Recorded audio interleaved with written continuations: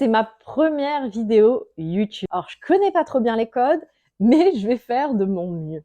On me pose souvent la question de quel est le métier de psychologue, en quoi ça consiste, est-ce que les études c'est difficile, est-ce qu'il faut faire absolument un bac scientifique. Alors aujourd'hui, je me suis dit, pourquoi pas répondre à toutes ces questions. Si tu es lycéen et que tu ne sais pas trop vers quoi te tourner, que le métier de psychologue t'intrigue, que ça t'intéresse, tu te dis que ça serait peut-être le métier pour toi, cette vidéo, elle est pour toi. Le métier de psychologue, c'est un métier assez complexe et particulier. Il y a tout un aura fantasmé autour de cette profession, des idées reçues, des clichés. Alors aujourd'hui, on va essayer un petit peu d'avoir une vision assez réaliste de ce métier. Alors, je vais te donner l'exemple de mon parcours. Ça va te permettre peut-être d'y voir déjà un petit peu plus clair. Pour l'histoire du bac, est-ce qu'il faut absolument être fort en maths, être fort en sciences, faire un bac S? La réponse, elle serait plutôt non. Moi, j'ai fait un bac littéraire, option art plastique. Autant vous dire qu'on était très très très loin des matières scientifiques. Pour autant, j'avais de bonnes capacités en sciences concernant par exemple la SVT. Après avoir obtenu mon bac L, donc c'était un bac littéraire option art, je me suis inscrite à la faculté de psychologie. À l'époque, il n'y avait pas encore le truc du Parcoursup, c'est-à-dire que l'inscription était automatique, il n'y avait pas de filtre pour entrer dans certains cursus. On pouvait choisir son cursus comme on le voulait. Ce qu'il faut savoir, c'est que lorsqu'on rentre en L1, il y a énormément de monde. Beaucoup aussi de touristes. Des personnes qui sont là parce qu'ils ne savaient pas trop quoi faire. C'est un peu comme le droit. Il y a plein de gens qui vont au droit, faute de mieux. Mais la psycho, c'est un peu pareil. C'est aussi parfois des personnes qui ont une vision irréaliste du métier et qui, lorsqu'ils démarrent les études, sont complètement déboussolés parce qu'ils se rendent compte finalement que ce sont des études très carrées et assez quand même scientifiques au niveau par exemple des statistiques. Il y a des matières scientifiques quand même et puis il y a énormément de théories. De toute façon, L1, L2, L3, de la théorie, vous allez en bouffer. Ça, il faut vous y préparer parce que ça sera votre base, une base très solide pour toute votre carrière. Mais c'est assez rébarbatif, ça ne montre pas vraiment ce qu'est le métier dans la pratique, on est vraiment dans de la connaissance pure. Mais il faut, comme tout pianiste, maîtriser ses gammes avant de pouvoir faire de grandes mélodies. Je crois vraiment que il y a aussi beaucoup de personnes qui s'engagent dans ce type d'études parce qu'elles ont elles-mêmes eu des problématiques psychologiques et elles pensent qu'en allant dans ce cursus-là, ça sera plus facile pour elles de se comprendre et peut-être de se soigner, ce qui est complètement illusoire. C'est un métier quand même qui est difficile sur le plan psychologique, donc il est hyper important d'avoir quand même une certaine structure, une certaine base et être assez quand même solide psychologiquement. Parce que à terme, lors de votre prise de fonction dans le métier, vous allez être amené à vivre des situations parfois difficiles, des problématiques très particulières, des personnes qui souhaitent mettre fin à leur jour, de la souffrance au quotidien. Alors après, tout dépendra vers quoi vous irez. Parce que dans la psychologie, on peut aussi se diriger vers la psychologie du travail. Alors là, bien entendu, on sera moins en face de problématiques psychiatriques. Quoique, certains burn-out mènent à des souffrances très intenses. Mais il faut se préparer à ça. Après la L1, L2, L3, arrive la fameuse sélection. Alors moi, à mon époque, ce qui était drôle et pas drôle, c'est qu'on pouvait entrer en master 1 sans sélection, mais la grosse sélection arrivait en master 2.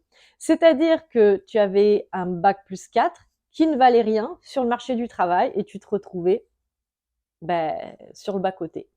Là, c'est plutôt pas mal ce qu'ils ont fait, le fait de faire vraiment cette sélection après la L3, parce que ça permet à tous les étudiants recalés pour le master de pouvoir avoir des réorientations et de pas avoir perdu une année de plus.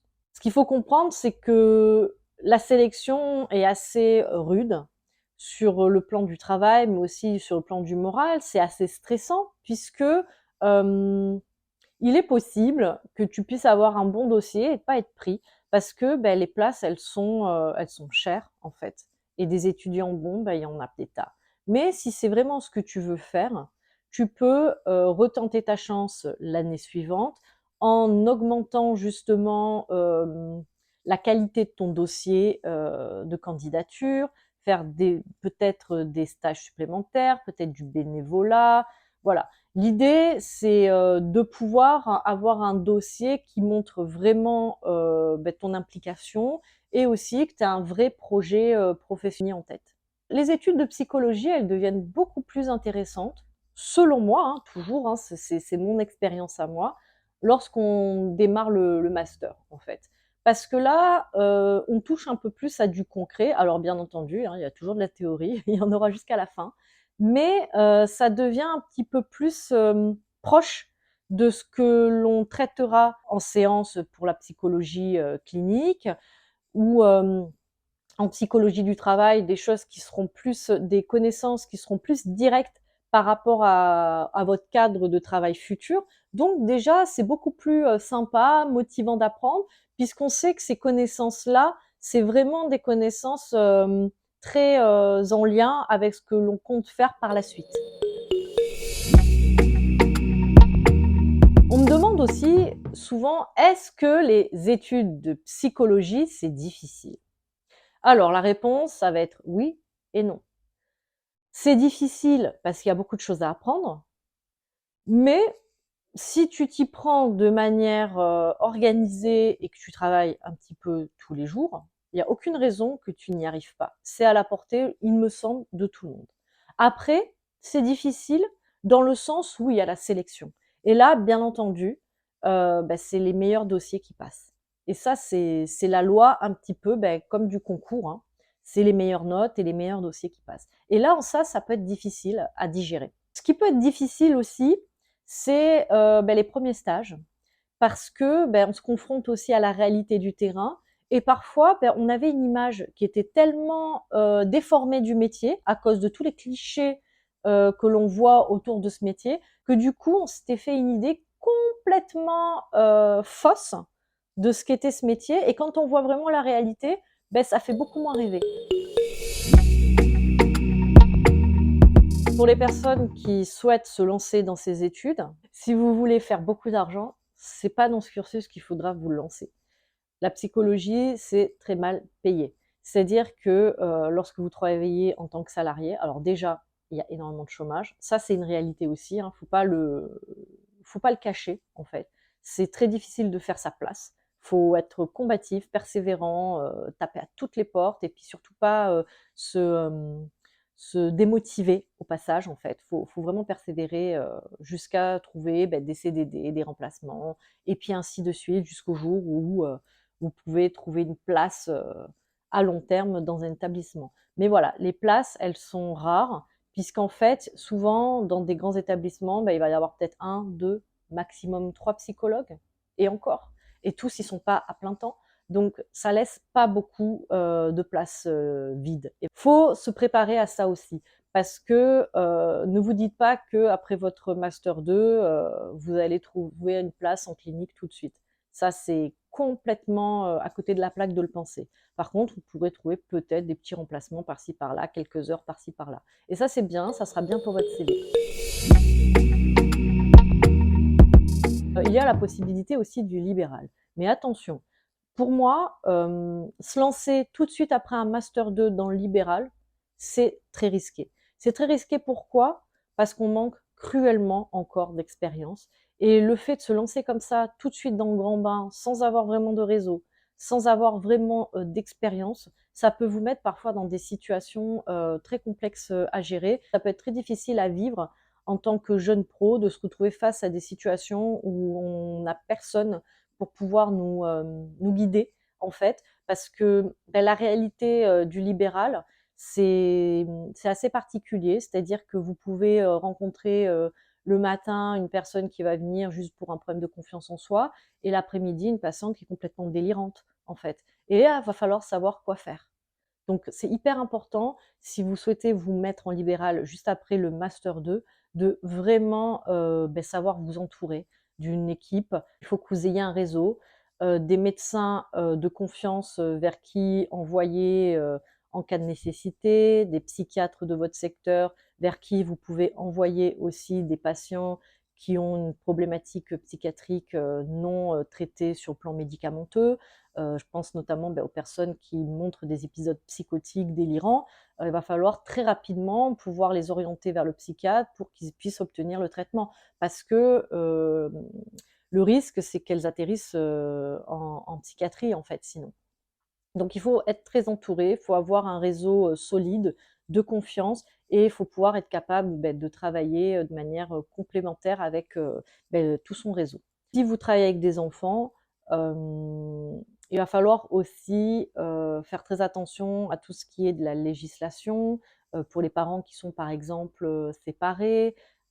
Parfois, vous avez des demandes qui sont très particulières dans le cadre de conflits, des conflits juridiques pour des gardes, pour des séparations. Il y a parfois des instrumentalisations de l'enfant. Donc ça aussi, il faut faire très attention, il faut avoir beaucoup de recul, il ne faut pas hésiter aussi à utiliser les partenaires sociaux, à les informer de la situation. Parce que tout ça, le réseau, en fait, c'est comme un filet pour vous. Et je crois que travailler en réseau, ça s'apprend. Et moi, je sais que, par exemple, lorsque j'ai travaillé en clinique dans des équipes pluridisciplinaires, j'ai énormément appris justement sur la manière dont on travaille en collaboration et de manière pluridisciplinaire. Et toutes les situations justement complexes que l'on a pu rencontrer, ça a été un enseignement extraordinaire. Et ces choses-là, malheureusement, on les apprend pas à la fac. Alors le salaire, c'est très variable. Je vais vous donner un exemple. Moi, je travaillais depuis plusieurs années dans un établissement à plein temps. Je touchais pas les 2 000 €, je les ai pas touchés, en fait. J'étais à 1 009 et quelques. Voilà. Et j'avais déjà pas mal d'expérience, hein. Parce qu'il faut savoir que moi, je suis psychologue là depuis 12 ans déjà. Ça faisait 5 ans déjà que j'étais chez eux. Je touchais pas les 2 000 € chez eux, hein. Donc voilà, ça c'est aussi la réalité. C'est sous-payé. C'est un métier, c'est un travail qui est sous-payé par rapport aux responsabilités que l'on a et de la difficulté aussi psychique que ça représente, hein, parce qu'à la fin de la journée, vous êtes fatigué psychiquement. Et lorsque vous ê't en libéral, là aussi, hein, ça va être hyper variable parce que ça va vraiment dépendre de votre capacité aussi à vous faire connaître, à avoir une patientèle régulière, et puis surtout le temps que vous passez pour votre libéral. Est-ce que vous travaillez toute la semaine? Est-ce que vous remplissez tous vos créneaux? Est-ce que c'est pas trop difficile de faire 7 ou 8 ou 10 consultations par jour? Parce que c'est ça aussi la réalité, c'est comme il y a beaucoup de charges, parfois certains sont prêts à faire beaucoup de consultations par jour au détriment aussi de leur propre santé mentale. Moi, je sais qu'à l'hôpital, je faisais énormément de consultations par semaine et par jour en fait, et ça a fini par me rendre malade, j'en ai fait un burn-out. Donc aujourd'hui, moi, je suis en libéral, mais je sais que je me suffis de peu, et je veux pas aller au-delà de 5-6 consultations par jour. Voilà, c'est vraiment mes limites, je pense, et je veux pas travailler toute la semaine non plus. Donc voilà, c'est un style de vie. Je cours pas après l'argent, je cours après la qualité de vie, et c'est un choix, et on peut vivre aussi simplement de son métier sans s'enrichir, mais être heureux d'exercer son métier et vivre quand même dignement. Voilà, j'espère avoir tout balayé au niveau des différentes questions qu'on a pu me poser ces derniers mois. Et puis, n'hésite pas à liker, à commenter, éventuellement à me poser d'autres questions auxquelles je répondrai avec grand plaisir. Et puis, à bientôt. Et puis, n'hésite pas à t'abonner. À bientôt. Bye bye.